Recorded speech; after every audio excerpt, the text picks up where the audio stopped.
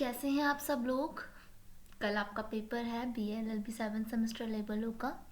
I know about it. सब लोग बहुत ज़्यादा टेंशन में होंगे। वैसे तो ये वीडियो बनाने में मैं काफ़ी लेट हो गई, मुझे सुबह तक डाल देनी चाहिए थी। अब तो बहुत ज़्यादा टाइम हो गया। ऑल्सो रात के 3:10 हो रहे हैं जब मैं ये लेक्चर रिकॉर्ड कर रही हूँ। बट डोंट वरी, आप मॉर्निंग में देखिएगा, ठीक है। एग्ज़ाम में जाने से पहले सिर्फ इम्पॉर्टेंट क्वेश्चंस हैं, लिटरली बहुत बहुत बहुत इम्पॉर्टेंट है, इसको इग्नोर ना करें, ठीक है। विद मैंने आंसर्स लिख दिए हैं इसमें, ताकि आपको बहुत ज़्यादा मुशक्क़त ना करनी पड़े इसके आंसर्स को ढूंढने के लिए। तो वीडियो को स्टार्ट करते हैं टाइम वेस्ट किए बगैर, ठीक है। पहला क्वेश्चन है हमारा which is most important for your related examination. Firstly मैं आपको बता दूं कि मैंने इसमें दोनों ही मीडियम के लिए आंसर्स रखे हैं, तो ये ना सोचें हिंदी मीडियम वाले कि भाई हमारे लिए तो मैम कुछ लाती नहीं है या फिर मैम को लिखने ही नहीं होते हैं ना, तो ऐसा बिल्कुल भी नहीं है। मैंने दोनों के लिए आंसर्स लिखे हैं, दोनों ही मीडियम में क्वेश्चंस बता रही हूँ, ठीक है। सो इसीलिए आप इंग्लिश मीडियम वाले हैं, हिंदी मीडियम वाले हैं, डजंट मैटर, ठीक है, ये मैटर नहीं करता। Okay, so start this video right now. First question is कि कर्मकार भविष्य निधि अधिनियम, इट मीन्स यहाँ पे बात हो रही है किसकी किसकी बात हो रही है, एम्प्लॉयज प्रोविडेंट फंड एक्ट की बात हो रही है, ठीक है। प्रोविडेंट फंड एक्ट की बात हो रही है यहाँ पर। ये कब बना था, 1991 में, ठीक है। इसके अंदर आपको अंशदान के बारे में बताना है। किसके बारे में बताना है, अंशदान के बारे में, यानी कि कंट्रीब्यूशन के बारे में बताना है under the employees provident fund act. So answer is this, employee provident fund act, EPF के नाम से भी हम इसे जानते हैं, रिक्वायर बोथ एम्प्लॉयज, ठीक है, एंड एम्प्लॉयर्स, ठीक है, एंड एम्प्लॉयज, दोनों के लिए कंट्रीब्यूट है ये। यानी कि एम्प्लॉयर कंट्रीब्यूशन कितना होगा, 12% of the employees basic wages. Employer का कॉन्ट्रीब्यूट्स होगा 12% किसके, एम्प्लॉयज के बेसिक वेजेस में से। एंड डियरनेस अलायंस, ठीक है, यहाँ पे उन्हें अलायंस मिलेगा, and the retailing allowance, these कितना रहेगा इसमें कॉन्ट्रीब्यूशन, 8.33%, ठीक है। And divert the pension fund, the remaining of, कितना बचेगा पेंशन फंड के लिए, हम ये भी पढ़ेंगे अभी आगे क्वेश्चन, मोस्ट इंपॉर्टेंट क्वेश्चन है। 3.67 is divert to the APF। आप बिल्कुल सेम आंसर भी वहां पर लिखकर आ सकते हैं। The second point is also which is important for us. Firstly what is कि एम्प्लॉय कॉन्ट्रीब्यूशन, एम्प्लॉयर कॉन्ट्रीब्यूशन कितना रहेगा, है ना, किसके अंदर, एम्प्लॉयज प्रोविडेंट एक्ट के तहत कितना कंट्रीब्यूशन रहेगा एम्प्लॉयर का, एम्प्लॉयर कितना कंट्रीब्यूट करेगा, ठीक है। तो वो एम्प्लॉयर जो होगा कंट्रीब्यूट करेगा बेसिक वेजेस के अंदर 12%, ठीक है। डियरनेस अलायंस और रिटेलिंग अलायंस को मिलाकर 8.33%, पेंशन फंड को लेकर जो रिमेन रहेगा 3.67 करेगा एम्प्लॉयज प्रोविडेंट फंड में, ठीक है। अब एम्प्लॉय जो होगा वो कितना कंट्रीब्यूशन करेगा, द एम्प्लॉय कंट्रीब्यूट 12% किसके अंदर, देयर बेसिक वेजेस में एंड डियरनेस अलायंस में, रिटेनिंग अलायंस में, सब में मिलाकर 12% होगा इसका, ठीक है। EPF is welfare scheme that provides a statutory benefits to employees. भाई एम्प्लॉयज को ये स्टेटरी बेनिफिट्स पहुंचाने के लिए बनी है स्कीम, ठीक है।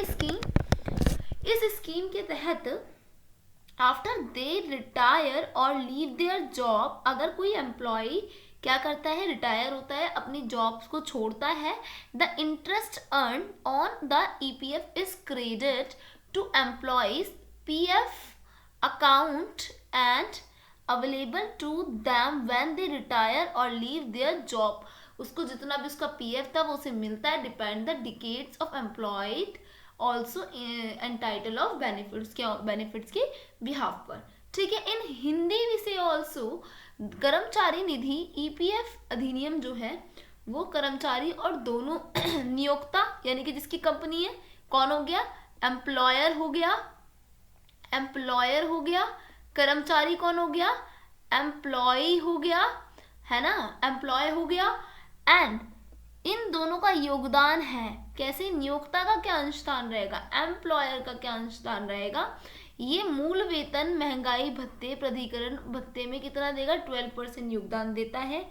पेंशन फंड में 3.67 ईपीएफ जमा किया जाता है। कर्मचारी का क्या योगदान रहेगा एम्प्लॉयमेंट प्रोविडेंट एक्ट में? कर्मचारी अपने मूल वेतन महंगाई भत्ते और प्रतिधारण भत्ते का 12% योगदान देता है। ईपीएफ एक कल्याणकारी योजना है जो कर्मचारी को उनकी सेवानिवृत्ति नौकरी छोड़ने के बाद वैधानिक लाभ प्रदान करती है। ईपीएफ आखिर क्या है? एम्प्लॉय है ना, एम्प्लॉयज प्रोविडेंट फंड। ये क्या है?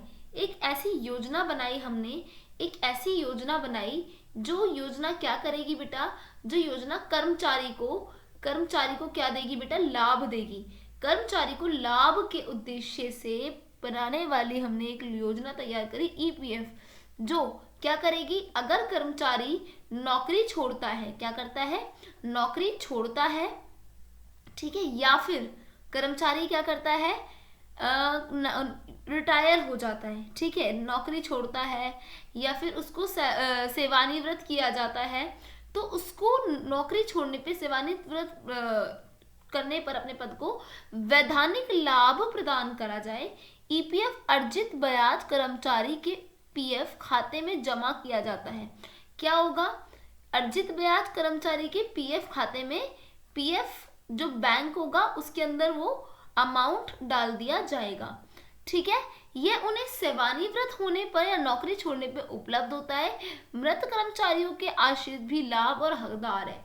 अगर बाई चांस उसने नौकरी छोड़ दी या वो सेवानिवृत्त हो गया है ना, या फिर वो मर गया, तो उसका वो बैंक में सारा फंड जो है जितना भी है वो डाल दिया जाता है, ठीक है। आ जाओ नेक्स्ट क्वेश्चन पे। The next question is discuss function. लिख देती हूँ मैं बच्चों। Next question is question number 2, discuss, ठीक है। डिस्कस फंक्शन, किस चीज का function? Discuss function of conciliation officer, ठीक है। कॉन्किलेशन ऑफिसर का आपने बताना है कि भाई इसके फंक्शन क्या होते हैं। समझौता अधिकारी जिसे हम कहते हैं, क्या बोलते हैं इसको हम? समझौता अधिकारी कहते हैं कॉन्किलेशन फंक्शनल ऑफिसर को, ठीक है। तो ये ऑफिसर बेटा क्या करता है, कॉन्किलेशन ऑफिसर की ड्यूटी क्या होती है, लेबर लॉ इंक्लूड करता है। व्हाट, क्या कि इन्वेस्टिगेशन डिस्प्यूट, क्या करना, कॉन्किलेशन ऑफिसर मस्ट क्विकली इन्वेस्टिगेट क्या करता है, industrial dispute and related matter. Industrial जो विवाद होते हैं उसको क्या करता है, डिस्प्यूट इन्वेस्टिगेट करता है ये कॉन्किलेशन ऑफिसर, ठीक है। एंड फैसिलिटेटिंग सेटलमेंट करता है conciliation officer. Role to help parties, क्या, the parties reach a fair amicable settlement, ताकि उनकी सेटलमेंट हो जाए पार्टी की। एक्टिंग करता है एज अ मीडिएटर, ठीक है। Conciliation officer act the guide and mediator, actively participating the discussion and helping the parties understand the reasonable compromising, ठीक है। कॉम्प्रोमाइजिंग करवाता है किसके बीच में, पार्टीज के बीच में। एडवाइस करता है पार्टीज को as an adviser and helping the parties understand grounds and compromising, कॉम्प्रो कराता है। Not coercing parties, conciliation officer के नॉट कॉयश यानी कि किसी को भी जबरदस्ती नहीं करता पार्टी के साथ, ना आपस में करने देता। The government appoint the conciliation officer to mediate and promote the settlement industrial dispute, यानी कि सेटलमेंट और मीडिएशन कराने के लिए क्या करती है गवर्नमेंट, कॉन्किलेशन ऑफिसर को क्या करती है, अप्रोच करती है या अपॉइंट करती है, आप ऐसे भी बोल सकते हो, ओके, ठीक है। And the next is conciliation officer can be appointed for a specific area, industry और both, दोनों में भी limited permanent period इनका होता है, ठीक है। And Hindi we say, wait just a minute, हाँ, in Hindi we say that कि समझौता अधिकारी के कार्यों का वर्णन कीजिए। हम लिख सकते हैं क्वेश्चन नंबर 2 में क्या, कि समझौता अधिकारी के कार्यों का वर्णन कीजिए, ओके, लिख लीजिए, मैं भी लिख देती हूँ। समझौता अधिकारी के कार्यों का वर्णन कीजिए। ठीक है, ये क्वेश्चन है आपका। नेक्स्ट इज दिस, श्रम में क्या भैया, जाहिर सी बात है, फिर वही वाली बात है, विवादों को क्या करता है, विवादों की जांच करता है। विवादों को किसी भी संबंधित मामलों में शीघ्र ही जांच करनी चाहिए, निपटान और सुविधाजनक बनाना। समझौता अधिकारी क्या करता है, विवादों का निपटान करता है, उसकी जांच भी करता है, विवादों का निपटान भी करता है। सुलह अधिकारी पक्षों के बीच में निष्पक्ष सौहार्दपूर्ण समझौता पहुंचाने में मदद करता है और मध्यस्थता के रूप में कार्य करता है ना। मीडिएटर, एक सुलह अधिकारी मार्गदर्शक मध्यस्थ के रूप में कार्य करता है, चर्चाओं में सक्रिय भाग लेता है, पक्षों का समझौता कराता है। सलाहकार पक्ष, सुलह और अधिकारी सलाहकार के रूप में कार्य करता है, दोनों पक्षों को समझौता करने पर सलाह देता है। पक्षों पर दबाव ना डालना, दोनों पक्षों में किसी पर भी दबाव नहीं डालता सुलह अधिकारी। और सरकार औद्योगिक विवादों के निपटारे में मध्यस्थता करने और उसे बढ़ावा देने के लिए सुलह अधिकारी की नियुक्ति करती है। ठीक है, मध्यस्थता करने के लिए सुलह अधिकारियों की नियुक्ति किसी विशिष्ट क्षेत्र, उद्योग तथा समिति या स्थायी अवधि के लिए की जा सकती है। ठीक है, next question, what is the next question? Next question is ले ऑफ एंड पिकेटिंग। ठीक है, क्वेश्चन नंबर 3 क्या है, आपको बताना है, आपको क्या बताना है, हाँ, आपको बताना है कि क्या है ले ऑफ और क्या है पिकेटिंग। ओके, एक्चुअल में इट इज नॉट अ ले off and picketing, it is strike is, this is the question of this. Okay, strike constitutional, ठीक है, is strike constitutional right? क्या strike constitutional right है? क्या करना है आपने, ब्रीफली एक्सप्लेन करना है इसको। ठीक है, ब्रीफली एक्सप्लेन करना है इसको ब्रीफली। ओके, तो नो, अगर मैं कहूँ नो तो आप कहोगे मैम आप एकदम नो कैसे बोल सकते हो, है ना। एकदम नो तो हम नहीं बोल सकते कि भाई एकदम आप बोल देते हो कि स्ट्राइक तो भाई कॉन्स्टिट्यूशनल ही नहीं है। वैसे इसका पूरी तरीके से क्यों है और क्यों नहीं है, यानी कि कॉन्स्टिट्यूशनल क्यों है और कॉन्स्टिट्यूशनल क्यों नहीं है, ये मेरा आपको दूसरे वीडियो में मिल जाएगा अगर आपको टाइम मिले अभी एग्ज़ाम से। ठीक है, पहले का टाइम अभी, क्योंकि आपका 2 बजे एग्ज़ाम शुरू होगा तो अभी आपके पास टाइम होगा, you can watch this video, आप देख सकते हैं वो वीडियो। तो एग्जाम अगर मैं देखूँ भाई कि क्या सच में नो आएगा, no right, the right of to strike is not fundamental right in India, पर दूसरी ओर मैंने ये भी लिखा है लीगल राइट, है ना। तो अब इस चीज़ का मैं इस तरीके से सुझाव कर सकती हूँ कि भाई संविधान के अनुसार अगर मैं आर्टिकल, कौन सा आर्टिकल देख लूँ 19, ठीक है, 19 में सब क्लॉज 1 देख लूँ, सब क्लॉज 1 में सी देख लूँ, तो भाई ये कहता है, क्या कहता है, संघ या यूनियन बनाना और शांतिपूर्ण ढंग से हड़ताल करना। तो ये मुझे पीसफुली, है ना, पीसफुली क्या करता है भाई, पीसफुली स्ट्राइक करने का अधिकार देता है। कौन, मेरा कॉन्स्टिट्यूशनल का आर्टिकल सब क्लॉज 1 का सी, है ना, पीसफुली क्या करता है, स्ट्राइक करने का अधिकार देता है। पर वैसे अगर मैं बोलूँ कि भाई फंडामेंटल राइट में स्पेसिफिक कोई एरा इसका दे रखा है, so no, this is not a right, is not a fundamental right of India. Strike right is not a fundamental right of India.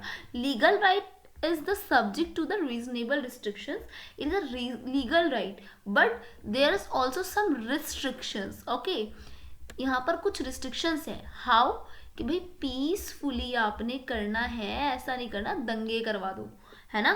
सो इसे समझो, the right to strike is limited in essential service like health care, public safety and utilise to protect the public negative consequences of strike. Strike के कारण होने चाहिए, कौन कौन से, health care, कुछ सर्विसेज के अंदर सिर्फ, पब्लिक सेफ्टी के लिए, यूटिलाइज के लिए। ठीक है, इसके अलावा देखते हैं, लिमिटेशन तो दे ही रखी है हमें। ठीक है, इसके बाद रेगुलेशन क्या है, तो industrial dispute act 1947 limits the right of strikes and regulate the right to strikes. Regulations है, अलग अलग रूल्स हैं इसके। ठीक है, government employees act, sorry for this act, The government employees, the Supreme Court has ruled that government employees do not have a legal or moral right to go on the strike. It means that the Supreme Court has ruled that what? Government employees do not have legal or moral right to go on the strike. It means that कि supreme court का कहना है that क्या कहना है? Employees जो है, कौन से employees? Government to not have legal और मोरल राइट, ना तो तुम पर कोई कानूनी अधिकार है, ना ही तुम पर कोई नैतिक अधिकार है। किस पे भाई? आप पर जी, गवर्नमेंट ऑफिसर्स जो हैं उन पर। ठीक है। The right to strike is an important tool for collective bargaining. However, the right to strike can be regulated by the law, ensure its responsible use to balance the interest of all parties involved. है ना? तो strike जो है एक important tool है, एक हथियार है लोगों के लिए। ठीक है। सो क्या गवर्नमेंट एम्प्लॉइज स्ट्राइक पर जा सकते हैं? So answer is no. क्या हमारा ये कॉन्स्टिट्यूशनल राइट है? Answer is no. क्या ये हमारा एक लीगल राइट है? Answer is yes. क्या कॉन्स्टिट्यूशन में इसका वर्णन है? Answer is yes. वेयर, कहाँ पर है इसका वर्णन? भैया इसका जो डिस्क्राइब लिख रखा है वो लिखा है आर्टिकल 19 के सब क्लॉज 1 के सी में, पर सम रिस्ट्रिक्शंस के साथ लिख रखा है। What restriction? पीसफुली स्ट्राइक करना है, वरना कि तुम्हारी चचा की जमीन नहीं है जो तुम आकर यहाँ पे दंगे करा दोगे, है ना? तो बहुत पीसफुली आपने स्ट्राइक करना है। चलो जी आगे बढ़ते हैं। For you my Hindi medium students, this is for you. Okay, तो the question number 3 for Hindi medium student, this is for you. Okay, हाँ जी, क्या हड़ताल एक संवैधानिक अधिकार है? क्या हड़ताल एक संवैधानिक अधिकार है? अधिकार है भाई जी, आंसर दीजिए। सेम ओ ओ ओ ओ ओ बच्चों, सॉरी फॉर दिस, मैंने क्वेश्चन कहीं का कहीं लिख दिया, ये तो दूसरा वाला पेज है। ठीक है, कोई नहीं ना, होती है गलती। क्वेश्चन नंबर 4 है ये। ठीक है, ये था आपका, क्या हड़ताल एक संवैधानिक अधिकार है? भाई समझ तो गए होंगे ना क्या क्वेश्चन बोल रही हूँ मैं, लिखना ज़रूरी है। चलो लिख देती हूँ, क्या हड़ताल एक संवैधानिक, जल्दी जल्दी लिखना पड़ रहा है, एक तो मैं इतनी लेट बना रही हूँ ना वीडियो। सब सोच रहे होंगे कि दिन रात में पता नहीं वीडियो क्यों बना रही है, तो क्या करें, बच्चों को इम्पोर्टेंट क्वेश्चन भी तो बताना है। संक्षेप में वर्णन दीजिए। ठीक है, संक्षेप में वर्णन करें। चलो, काश ये मेहनत रंग लाए। तो आप ज़्यादा से ज़्यादा शेयर करो इस वीडियो को, मुझे भी मोटिवेशन मिलेगा। बाकी शेयर करो, लोगों को हेल्प होनी चाहिए, वो ज़्यादा ज़रूरी है। आ जाओ। नहीं, हड़ताल का अधिकार भारत में मौलिक अधिकार नहीं है, लेकिन यह एक कानूनी अधिकार है जो उचित प्रतिबंधों के अधीन है। सीमाएं इसकी हैं, हड़ताल के नकारात्मक परिणामों से जनता की रक्षा के लिए स्वास्थ्य सेवा, सार्वजनिक सुरक्षा और उपयोगिताओं जैसी आवश्यक सेवाओं में हड़ताल का अधिकार सीमित है। ठीक है, सीमाएं क्या है? हड़ताल का अधिकार जो है वो सीमित है। कहाँ पर? स्वास्थ्य सेवाओं में हम हड़ताल कर सकते हैं, सार्वजनिक सुरक्षा के लिए कर सकते हैं, और उपयोगिता जैसी आवश्यक सेवाओं के लिए कर सकते हैं। विनियमन औद्योगिक विवाद अधिनियम 1947 हड़ताल करने वालों के अधिकारों को सीमित करता है, हड़ताल के अधिकार को विनियमित करता है। आप चाहो तो इसमें ना इंडस्ट्रियल डिस्प्यूट एक्ट का सेक्शन भी इंक्लूड कर सकते हो। अब आप कहोगे मैम हम सेक्शन कैसे लिखेंगे? तो बच्चों, मैंने जो अभी वीडियो बनाई थी ना, उसके अंदर विद सेक्शन समझाया है मैंने। If you want so you can see this video. देखो टाइम है तो वीडियो देख लेना ज़रूर, बहुत काम का वीडियो है आपका। ठीक है, इट्स हम्बल रिक्वेस्ट कि बच्चों तुम्हें काम आ जाएगा। आंसर में लिखोगे ना सेक्शन, तो 4 चांद लग जाएंगे और कुछ भी नहीं। बाकी मर्जी है आपकी, मैं कुछ भी नहीं कहूँगी इससे आगे, वरना सोचोगे मैम तो सोच रही हूँ कि वीडियो देखने के लिए कर रही हूँगी मैं। ऐसा बिल्कुल भी नहीं है, मैं पूरी तरीके से चाहती हूँ मैं आपकी हेल्प करूँ। ठीक है, एग्जाम्स के अच्छे से अच्छा लिखने में अच्छा लगता है, आप लोग भी अच्छे मार्क्स लेकर आओ, है ना?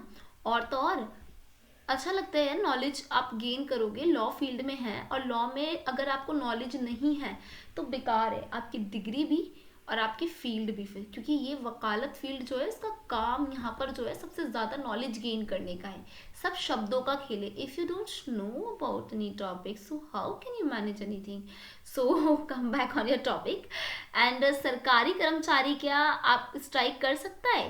हाँ, सर्वोच्च न्यायालय ने फैसला दिया कि सरकारी कर्मचारी को हड़ताल पर जाने का कानूनी या नैतिक या नैतिक अधिकार नहीं है. जैसे मैंने अभी पीछे भी बताया आपको, हड़ताल का अधिकार सामूहिक सौदेबाजी के लिए एक महत्वपूर्ण साधन है. हालांकि हड़ताल के अधिकार को कानून द्वारा नियमित किया जा सकता है ताकि इसका जिम्मेदाराना उपयोग सुनिश्चित किया जा सके. इसमें शामिल सभी पक्षों के हितों का संतुलन बनाया जा सके. यानी कि हड़ताल का अधिकार क्या है? सामूहिक सौदेबाजी के लिए एक महत्वपूर्ण साधन है. ठीक है, याद रखना these highlights. Okay, so next question is also उफ खुदाया. next question as question number 4 I think.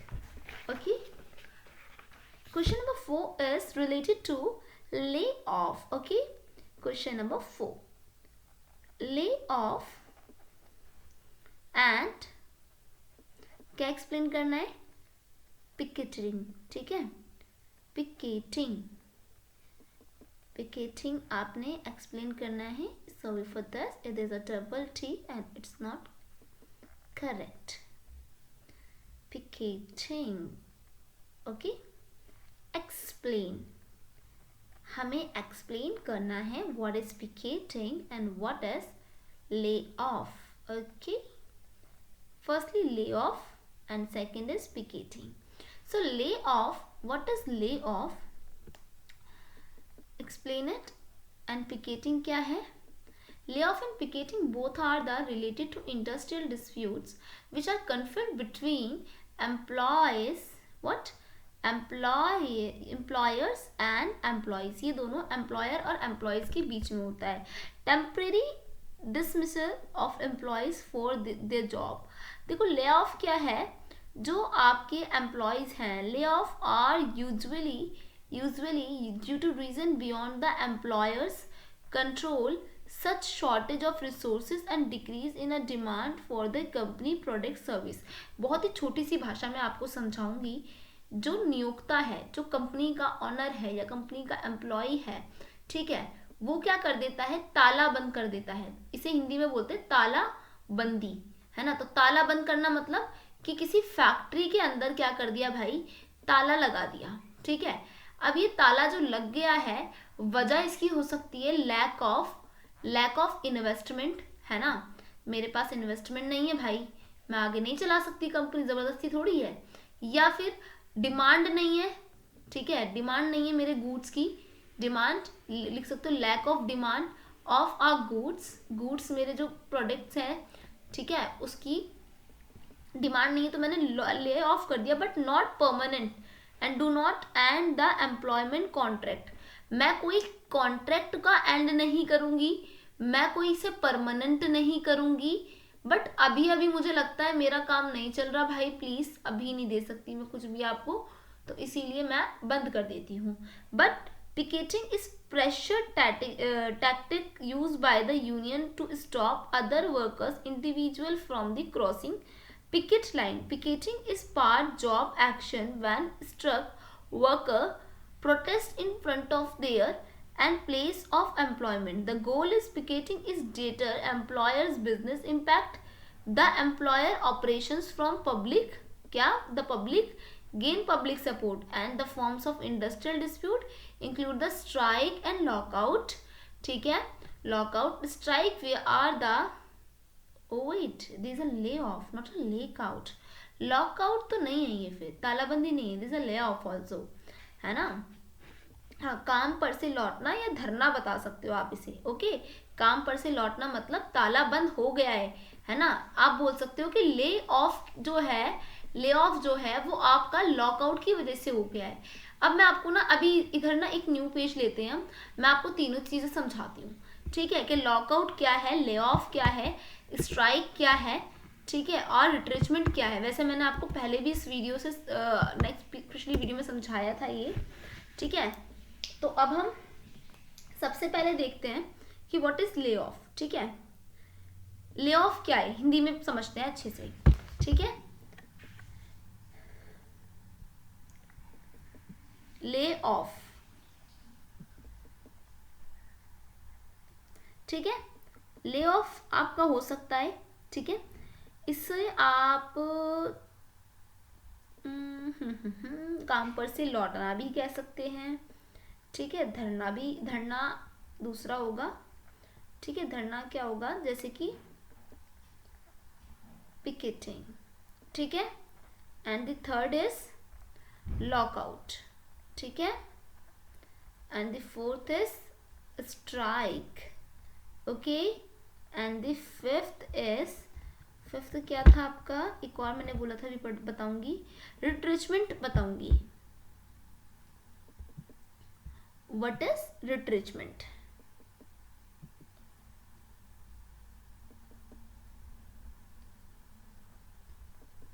ठीक है। अगर हम हिंदी में देखें तो देखो हम इसे बोल सकते हैं छटनी, यानी कि छटनी हो रही है, यहीं से स्टार्ट करती हूँ। यानी कि लागत कम करने पर जो दोबारा से पुनर्गठित हो रहा है, कर्मचारी जो हैं वो समाप्त करे जा रहे हैं। यानी कि जब ऐसा होता है तो मेरा जो कर्मचारी है मैं उन्हें छाटूंगी, ठीक है। 6 महीने के अंदर अंदर कर्मचारी को मैं छाट कर जो मुझे लगता है कि मेरे प्रोडक्शन के लिए ठीक नहीं है, मैं उन्हें निकाल दूंगी जॉब से। उसे हम छटनी कहते हैं, या उसे रिट्रेचमेंट भी हम कहते हैं उस स्थिति को, ठीक है। उस स्थिति को क्या बोलते हैं, हम रिट्रेचमेंट बोलते हैं, ठीक है ना। And the next is strike, ठीक है। स्ट्राइक क्या है, स्ट्राइक जिसको आप क्या बोल सकते हैं हिंदी में, हड़ताल, ठीक है, हड़ताल। लॉकआउट को बोलते हैं तालाबंदी, ठीक है, ठीक है। और पिकेटिंग को क्या बोलते हैं हिंदी में, पिकेटिंग को हम हिंदी में, वैसे पिकेटिंग ना उसकी तरह नहीं होता है, जो आपका ये है ना स्ट्राइक, इसी की तरह होता है पिकेटिंग, ठीक है। पिकेटिंग एंड ले ऑफ, ये चल क्यों नहीं रहा है, वेट, इसे हम बोल सकते हैं धरना देना, ठीक है।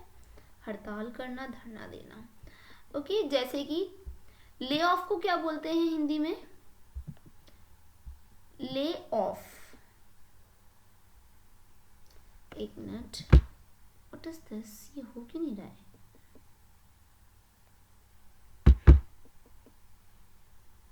और अच्छा वेट, ठीक है, ओके, आ रहा है, ठीक है। इसको भी आप छटनी कह सकते हो, ठीक है, या निकाल देना कह सकते हो, निकाल देना, ठीक है। पर आपके बीच में एक क्वेश्चन आ रहा होगा, आपके दिमाग में एक क्वेश्चन आ रहा होगा, what is difference between lay off and retrenchment, यही क्वेश्चन आ रहा होगा। Lay off is temporary, okay, ये याद रखना।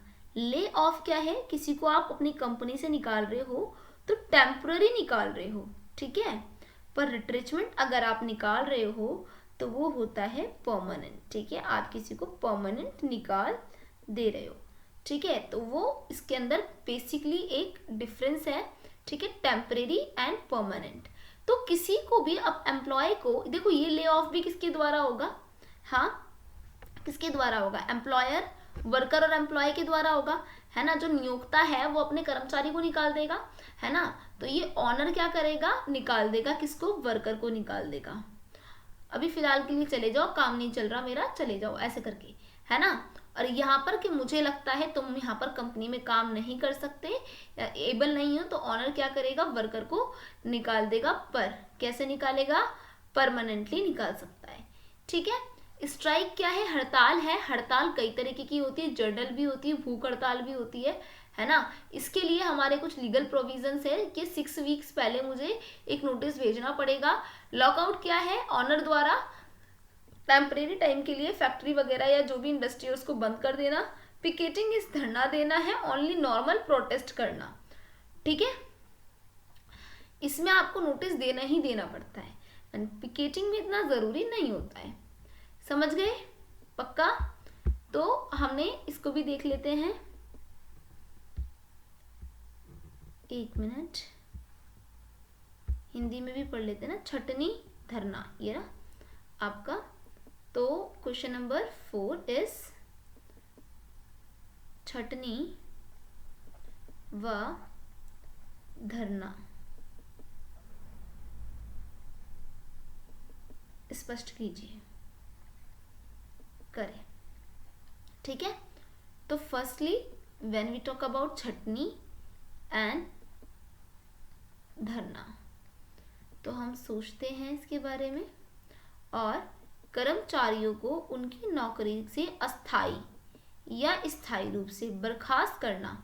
छटनी आमतौर पर नियोक्ता के नियंत्रण से परे कारणों से होती है, जैसे संसाधनों की कमी हो गई है ना, उत्पादों और सेवाओं में मांग की कमी हो गई। छटनी स्थायी नहीं होती, इससे रोजगार अनुबंध समाप्त नहीं होता, पर छटनी जो है वो स्थायी नहीं होती। ये बात याद रखना है, क्या रखना है कि छटनी स्थायी नहीं होती, ठीक है, ये स्थायी नहीं होती, ठीक है। तो हमारे कॉन्ट्रैक्ट पे कोई असर नहीं पड़ रहा है इसका।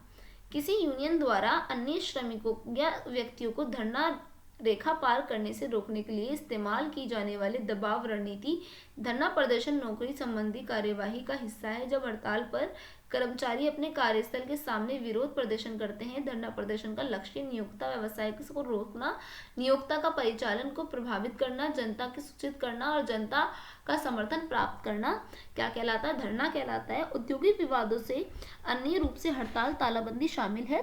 और हड़ताल कब होती है बेटा? हड़ताल तब होती है जब कर्मचारी काम करने से इनकार कर देते हैं, और तालाबंदी तब होती है जब नियोक्ता काम करने से इनकार देता है, ठीक है। तो हड़ताल और तालाबंदी दोनों औद्योगिक विवादों में शामिल है। अगर तुम्हारा नियोक्ता मतलब कंपनी ऑनर काम करवाने से मना कर दे तो ये क्या होगी? तालाबंदी होगी। पर अगर खुद वर्कर मना कर दे तो उसे हड़ताल कहेंगे, ठीक है। क्वेश्चन नंबर 4 के बाद क्वेश्चन नंबर 5 पर आओ।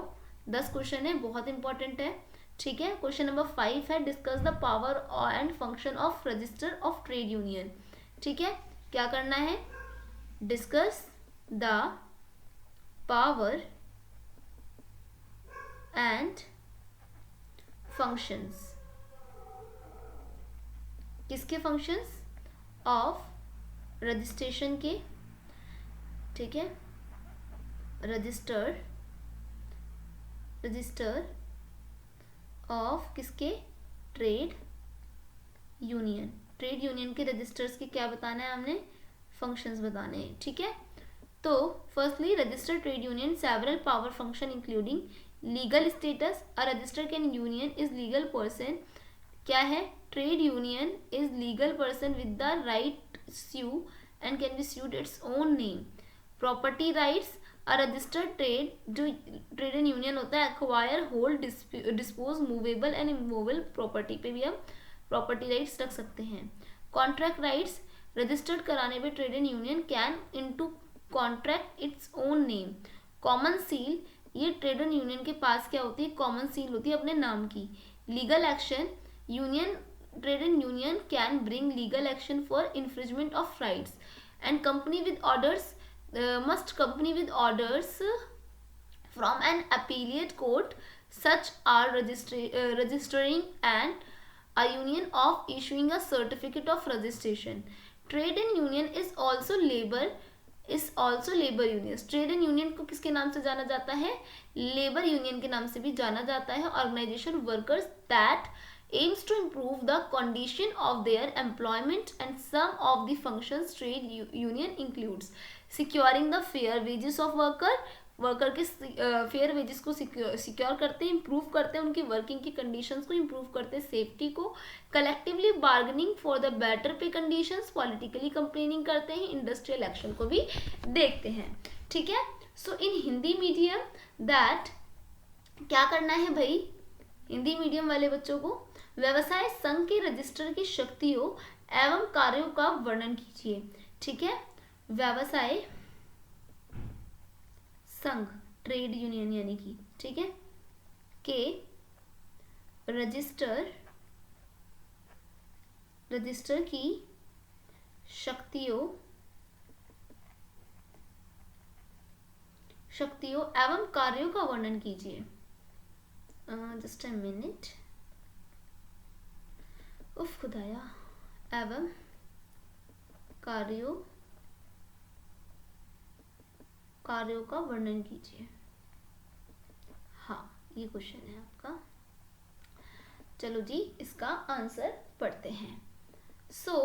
पहला कानूनी स्थिति देख लें इसकी। एक पंजीकृत ट्रेड यूनियन एक कानूनी व्यक्ति है जिसे अपना नाम से मुकदमा चलाने और मुकदमा चलाए जाने का अधिकार है। ठीक है, एक पंजीकृत ट्रेड यूनियन, अगर मैंने कोई ट्रेड यूनियन बनाया है तो मैं मुकदमा भी चला सकती हूँ इसके ऊपर। ठीक है, संपत्ति अधिकार है, ट्रेड यूनियन चल अचल संपत्ति का अधिग्रहण धारण निपटान कर सकता है। अनुबंध अधिकार है, कॉन्ट्रैक्ट करने का मुझे पूरा अधिकार होगा अपने नाम पर। ठीक है, सील कॉमन सील है, वो मछली नहीं है। ट्रेड यूनियन की अपनी एक सामान्य मोहर होती है। आप मछली की जगह ना बच्चों मोहर कर देना इसे। ठीक है, इसको ना मछली की जगह मोहर कर देना। ओके, कानूनी कार्यवाही, एक पंजीकृत ट्रेड यूनियन अपने अधिकारों के किसी उल्लंघन के लिए कानूनी कार्यवाही कर सकता है। आदेशों का पालन करें। अब क्या, किन किन आदेशों का पालन करना पड़ेगा मैं। ठीक है, ये सारी शक्तियां हो गई। इसे आप और अच्छे से एक्सप्लेन करके लिख सकते हैं।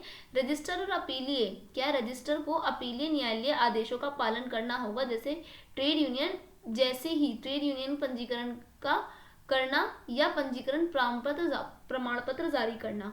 ठीक है, ट्रेड यूनियन को ये प्रमाण पत्र देना होगा। अब ट्रेड यूनियन, जिसे कि श्रमिक संघ के नाम से जाना जाता है, श्रमिकों का एक संगठन है। उद्देश्य उनके रोजगार की स्थिति में सुधार करना है। और ट्रेड यूनियन के कुछ कार्य इस प्रकार भी हैं। किस प्रकार, श्रमिकों के लिए उचित मजदूरी सुनिश्चित कराना, कार्य स्थिति में सुधार कराना, सुरक्षा मानकों में सुधार कराना, भारत वेतन और बेहतर परिस्थितियों के लिए सामूहिक सौदेबाजी, राजनीतिक प्रचार करना, औद्योगिक कार्यवाही करना। दीज आर दी क्या कि जो ट्रेड एंड यूनियन के थ्रू मजदूरों के लिए किया जाता है। ठीक है, टाइम वेस्ट किए बगैर आते हैं क्वेश्चन नंबर 6 पर। ठीक है, क्वेश्चन नंबर 6 कहता है आपका, what do you do understand by employees pension scheme. It's important. What do you understand bye pension by employee pension scheme. ठीक है, पेंशन स्कीम से आप क्या समझते हैं। ठीक है जी, तो the employee pension scheme EPS is a retirement plan provide the guaranteed pension to employee India after they retire. The scheme was launched 1995 में ये स्कीम लॉन्च हुई थी प्रोविडेंट फंड ऑर्गेनाइजेशन के द्वारा। ठीक है बेटा, एम्प्लॉयमेंट या एम्प्लॉय प्रोविडेंट फंड ऑर्गेनाइजेशन। ठीक है, EPFO। ठीक है, provident employee provident fund employment के द्वारा ये एक एक्ट बना था, employment provident act, employment provident fund act भी बोल सकते हो आप। 1995 में इसको लागू किया। हेयर आर सम की फीचर्स ऑफ EPS। कुछ की फीचर्स है हमारे पास EPF। इन्होंने पूछा है what do you understand by employment pension scheme. आप एम्प्लॉय पेंशन स्कीम से क्या एलिजिबिलिटी देखते हैं इसकी। Employees who are member of EPF employment provident fund scheme are automatically enrolled in EPS to eligible for the pension. Employees must have worked at least 10 years, at least 50-year-old early pension, 58-year-old regular pension। ठीक है, कम से कम उसने 10 साल work कर रखा हो। Contribution उसका, both the employer and employee contribute the 12% of the employee salary towards. ठीक है, टूवर्ड्स द स्कीम। इस स्कीम में जाता है एम्प्लॉय या एम्प्लॉयर का 12% सैलरी के अंदर से कटता है। ठीक है, and salary towards the scheme, the employee's entire 12% goes towards the EPF pension account, while 8.33 of the employer contribution goes towards the EPS pension account। ठीक है, जिसे हम बता सकते हैं कि भाई EPS पेंशन अकाउंट में करता है। Pension, the pension is based on year service contribution. If an employee dies the pension continue to be paid the nominee. अगर मान लो कि चलो हमने अभी कर दिया, आप सोच लोगे हम तो मान लो आप एक सरकारी अधिकारी थे, आपकी इनकम में से 12% जा रहा था, ठीक है, ईपीएस को, ठीक है, एम्प्लॉयमेंट प्रोविडेंट फंड को, ईपीएफओ लिख लो ऑर्गेनाइजेशन को, ठीक है। तो भाई अब मैं खुदा ना खास्ता आपका इंतकाल यानी कि आप ख़त्म हो जा मतलब मर जाते हो यार कैसे बड़ी नज़ाकत के साथ बोल रही है यार, खुदा ना खास्ता इंतकाल हो जाता है। हाँ भाई साइड सी बात है, खुदा ना खास्ता आपका इंतकाल हो जाता है तो आपकी पेंशन किसको दी जाएगी? आपकी जो नॉमिनी पर्सन होंगे, अदर देन वो आपके भाई बहन या फिर मम्मी पापा या फिर आपकी वाइफ हस्बैंड में से भी कोई हो सकता है जिसका भी आपने नॉमिनेशन में नाम लिखवाया होगा, ठीक है। And the employer contribution also, the employer is required to contribute 15 days each month of, and the tax benefit, many countries offer tax advantages for donation made to pension plans, okay, the EPFO, okay। Hindi medium वाले बच्चों आपके लिए देखो double double मेहनत कर रही हूँ, कोई फल तो मिलता है मेहनत का, देर से मिलेगा पर मिलेगा इंशाल्लाह ताला, ठीक है। आ जाओ फिर, वेट जस्ट अ मिनट। हाँ मैं वही कह रही हूँ, 4 पे कैसे पहुँच गए, 6 है हमारा क्वेश्चन, ठीक है। कर्मचारी पेंशन योजना से आप क्या समझते हैं? कर्मचारी पेंशन योजना से आप क्या समझते हैं? योजना से आप क्या समझते हैं? सोच रहे होंगे बस बन तो जाए पहले पेंशन पहले अधिकारी तो बन जाओ। कर्मचारी पेंशन योजना ईपीएस एक सेवानिवृत्त यानी कि जब आप रिटायर हो जाते हो, भारत के में कर्मचारी और उनकी सेवानिवृत्त के बाद गारंटीकृत पेंशन प्रदान करती है। योजना कर्मचारी भविष्य निधि संगठन ईपीएफओ द्वारा 1990 कौन योजना कर्मचारी भविष्य निधि संगठन ईपीएफओ द्वारा 1995 में शुरू की गई थी। ईपीएस की प्रमुख विशेषताएं क्या हैं? पात्रता, जो कर्मचारी ईपीएफ योजना के सदस्य हैं वे स्वयं ही ईपीएस से नामांकित हो जाते हैं और पेंशन के लिए पात्र होने के लिए कर्मचारी को कम से कम 10 वर्षों तक काम करना होगा तथा शीघ्र ही पेंशन के लिए वह उनकी आयु कम से कम 50 वर्ष होनी चाहिए, या नियमित पेंशन के लिए आयु कितनी होनी चाहिए? 58 वर्ष होनी चाहिए जब वो रिटायर हो रहे, ठीक है। योगदान इस योजना के लिए नियोक्ता और कर्मचारी दोनों कर्मचारी के वेतन 12% योगदान करते हैं। कर्मचारी का पूरा 12% ईपीएफ खाते में जाता है, जबकि नियोक्ता का 8.33 योगदान ईपीएस पेंशन खाते में जाता है। पेंशन सेवा के वर्षों और अंशदान पर आधारित होती है। यदि किसी कर्मचारी की मृत्यु हो जाती है तो पेंशन का भुगतान उनके नामित व्यक्ति द्वारा जारी रहता है। नियोक्ता अंशदान की बात करें तो नियोक्ता को प्रत्येक माह के अंत तक 15 दिनों के भीतर अंशदान करना आवश्यक है। कर लाभ कई देश पेंशन योजना में दिए दान पर भी लाभ प्रदान करते हैं, ठीक है। नेक्स्ट क्वेश्चन 7 क्वेश्चन है आपका, ठीक है। वो क्या है? Question number 7, who can an individual dispute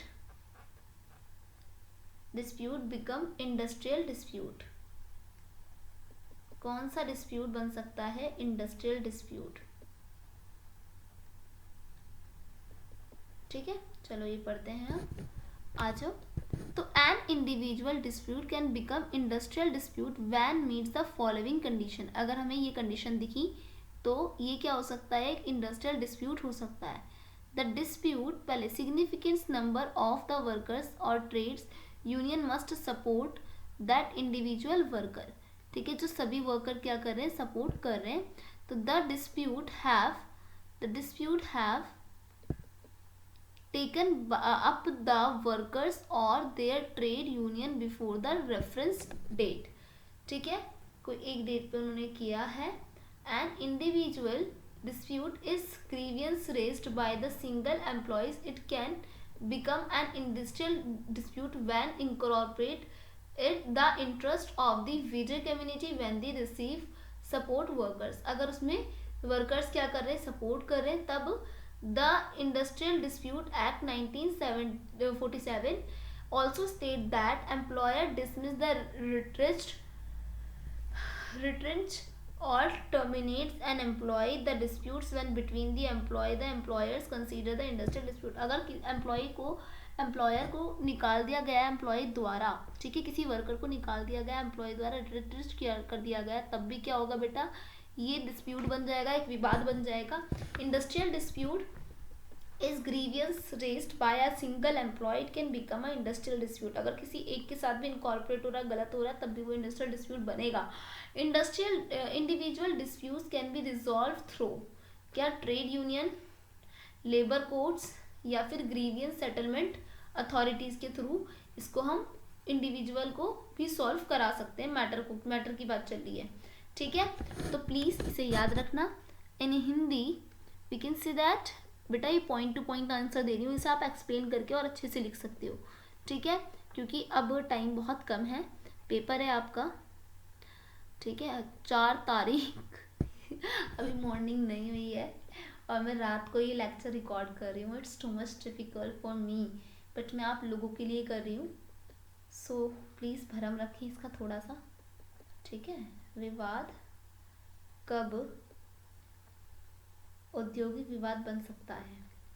एक व्यक्ति का विवाद कब औद्योगिक विवाद बन सकता है, ठीक है, कब ये एक औद्योगिक विवाद बन सकता है. एक व्यक्तिगत विवाद औद्योगिक विवाद बन सकता है जब वह निम्नलिखित शर्तों को पूरा करता है. वह शर्त कौन कौन सी हैं? वह शर्त है श्रमिकों की महत्वपूर्ण संख्या या ट्रेड यूनियन का व्यक्तिगत श्रमिक समर्थन करना चाहिए. विवाद को श्रमिकों या ट्रेड यूनियन द्वारा संदर्भ तिथि से पहले उठाया जाना चाहिए. व्यक्तिगत विवाद एक कर्मचारी द्वारा उठाई गई शिकायत है. यह औद्योगिक विवाद तब बन सकता है जब इसमें व्यापक समुदाय हित शामिल हो, जब इसे अन्य श्रमिकों के समर्थन हो, ठीक है, और भी श्रमिक लोग इसको समर्थन कर रहे हो, मतलब इसको सपोर्ट कर रहे हो.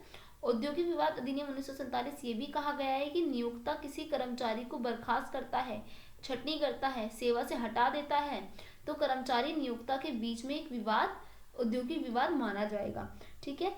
व्यक्तिगत विवाद को समापन करने के लिए हम कहाँ पर जा सकते हैं? ट्रेड यूनियन जा सकते हैं, या फिर श्रम न्यायालय जा सकते हैं, या शिकायत निपटान प्राधिकरण भी जा सकते हैं, ठीक है. Next question number 8 is labour law का है. Difference between the total temporary and total permanent disablement, ठीक है. Difference between the total temporary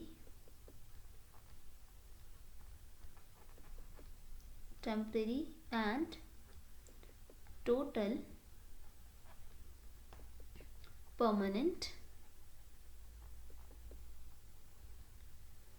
permanent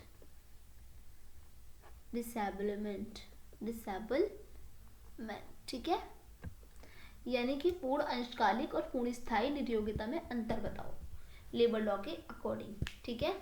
अब आ जाते हैं हम इन लेबर लॉ. क्या कहा गया? Main difference between the total temporary disablement and the permanent disablement is duration the loss of earning capacity. The total temporary disablement as workers earning capacity is lost for a temporary period. Temporary period के लिए workers earning में capacity में lost हो रहा है, and the total permanent disablement as worker earning capacity is lost forever. हमेशा उसका क्या हो रहा है? लॉस हो रहा है. The Workman Compensation Act, workman compensation act क्या कराता है बेटा? वर्कमैन कंपनसेशन एक्ट वर्कर्स को क्या कराता है?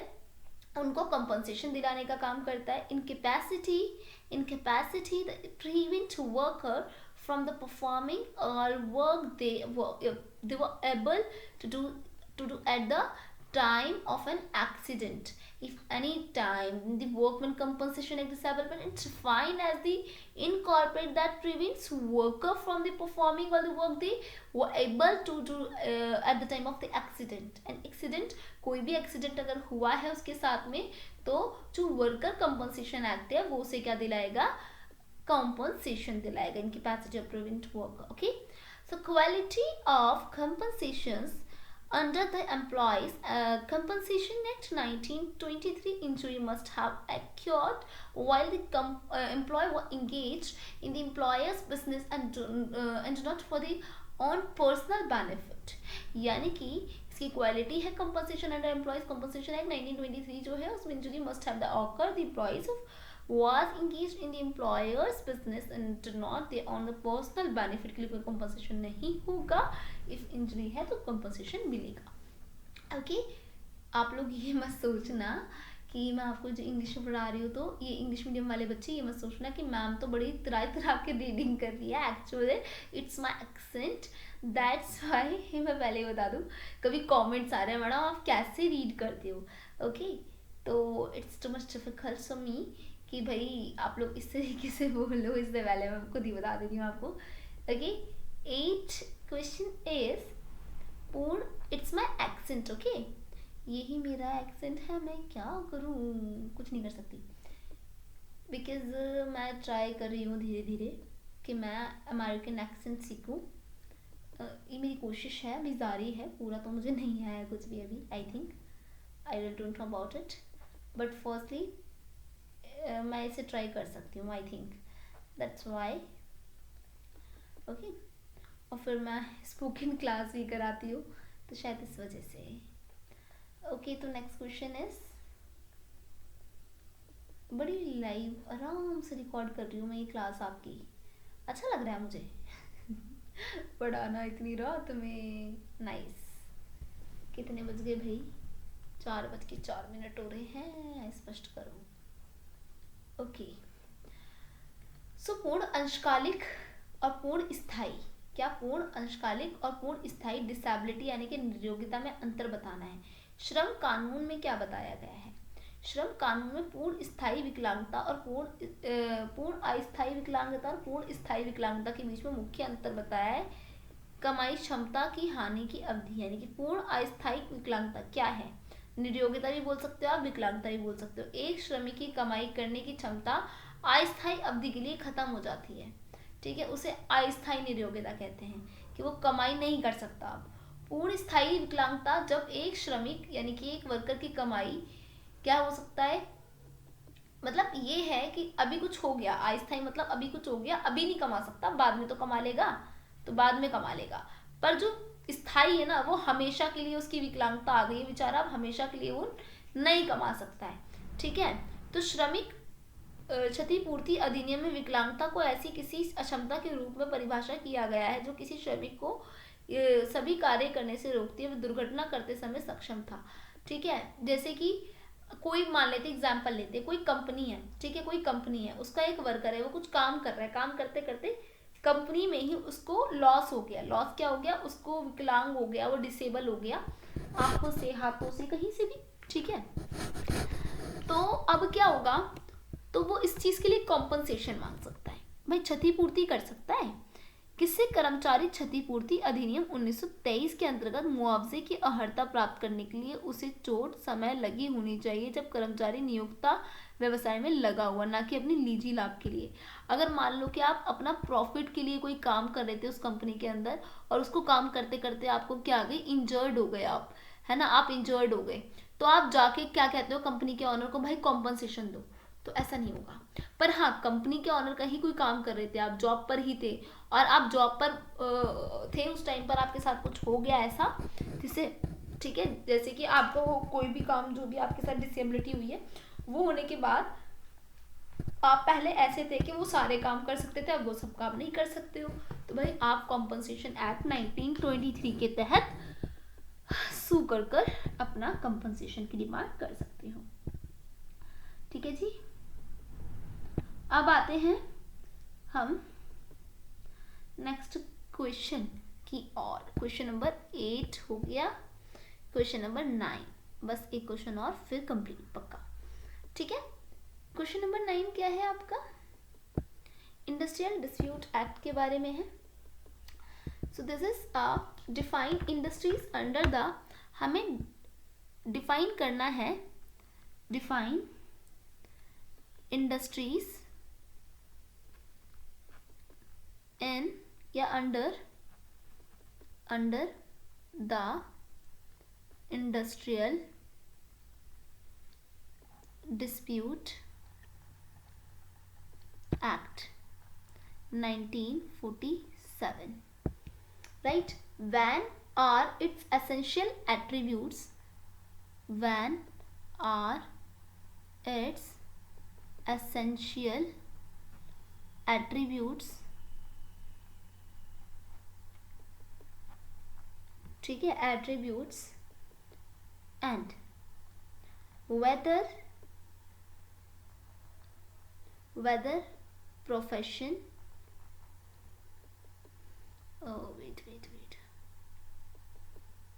whether profession and municipal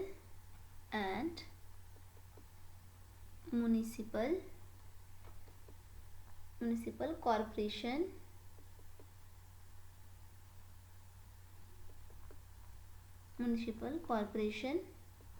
comes under the ambit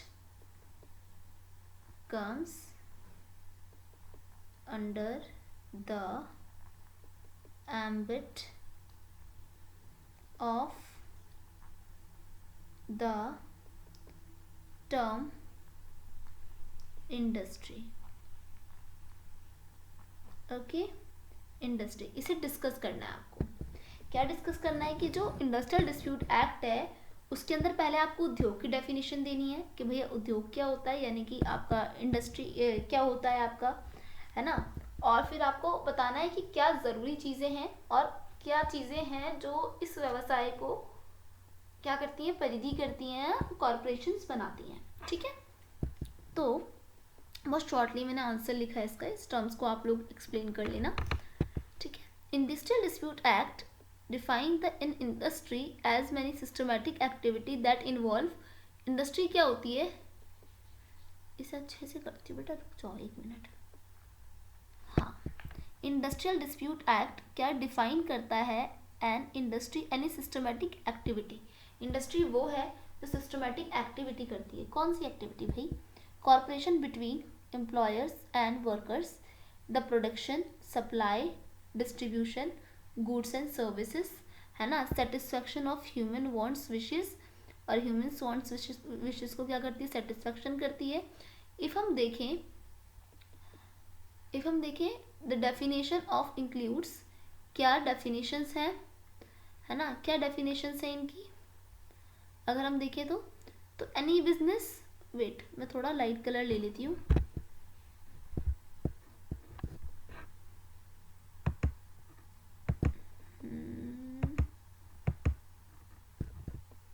okay, ठीक है।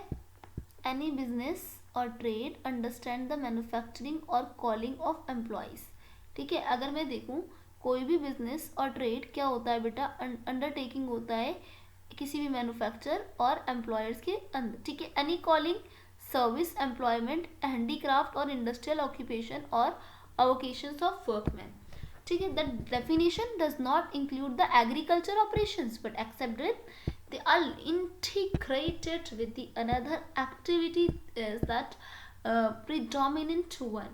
The definition has been interpreted and evolved over time through, okay. So whenever we discuss about the an industrial disputes and industrial definition of the include the court ruling, and the definition has been interpreted in various way through the court's ruling, including the hospital Mazdoor Saba case also, and University of Delhi case, their Safdarganj case, and the Bangalore water supply case. There's a lots of cases which include the court ruling in the Industrial Dispute Act. And government action is also the government attempt to amend in definition of 1982 through the Industrial Disputes Amendment Act. What is the Industrial Disputes Amendment Act? Industrial Dispute Amendment Act, so where the lots of amendments in industrial disputes definition and other thinkings. Okay, so I think it's too much important for us. Okay, so there's a Hindi medium question is 9. मैं बोल देती हूँ कि औद्योगिक विवाद अधिनियम में उद्योगों को परिभाषा करना है. किसकी परिभाषा करनी है? उद्योग की परिभाषा बतानी है आपने. ठीक है, और क्या करना है इसमें? परिभाषा. और बहुत लंबा क्वेश्चन है इसलिए लिख नहीं रही हूँ, सिर्फ बता देती हूँ क्या क्या है और इसके आवश्यक तत्व क्या है. इसमें आपने तत्व बताने. ठीक है, औद्योगिक विवाद अधिनियम 1947 में उद्योग व्यवस्थित गतिविधि है जिसमें निम्नलिखित शामिल है: नियोक्ता और कर्मचारी के बीच सहयोग होना चाहिए, वस्तु और सेवाओं का उत्पादन होना चाहिए, मानवीय इच्छाओं की संतुष्टि होनी चाहिए. परिभाषा निम्नलिखित प्रकार से हम लिख सकते हैं: नियोक्ता का कोई भी व्यवसाय, व्यापार, उपक्रम, विनिर्माण व्यवसाय क्या कहलाता है? उद्योग कहलाता है. श्रमिक का कोई भी व्यवसाय, रोजगार, सेवा, हस्तकला, औद्योगिक व्यवसाय कहलाता है, पेशा. और इस परिभाषा के कृषि कार्य शामिल नहीं है सिवाय इसकी जब उन्हें अन्य प्रमुख गतिविधियों के साथ एकीकृत किया जाता है. ठीक है, अगर समय के साथ परिभाषा का व्याख्या किया गया है तो हमने क्या करा है? न्यायालय के फैसले देखे हैं औद्योगिक पर. ठीक है, इस परिभाषा की व्याख्या अदालती फैसले के लिए माध्यम से विभिन्न तरीकों से की गई है जिनमें अस्पताल, मजदूर सभा मामला, दिल्ली विश्वविद्यालय मामला और सफदरगंज मामला भी शामिल है. बेंगलोर जल आपूर्ति भी शामिल है. ओके, और सरकारी कार्यवाही, सरकार ने 1982 में औद्योगिक विवाद संशोधन अधिनियम से इस परिभाषा को संशोधित करने का प्रयास किया था. Complete this. ठीक है, इसे अच्छे से कर लेना, बहुत अच्छे से कर लेना. मिलते हैं फिर नेक्स्ट वीडियो में. अल्लाह हाफिज. और प्लीज़ कर लेना, एग्ज़ाम के जाने से पहले पहले ये सारे क्वेश्चन कर लेना. Okay, take care, all the best. अल्लाह हाफिज एवरीवन फॉर यू.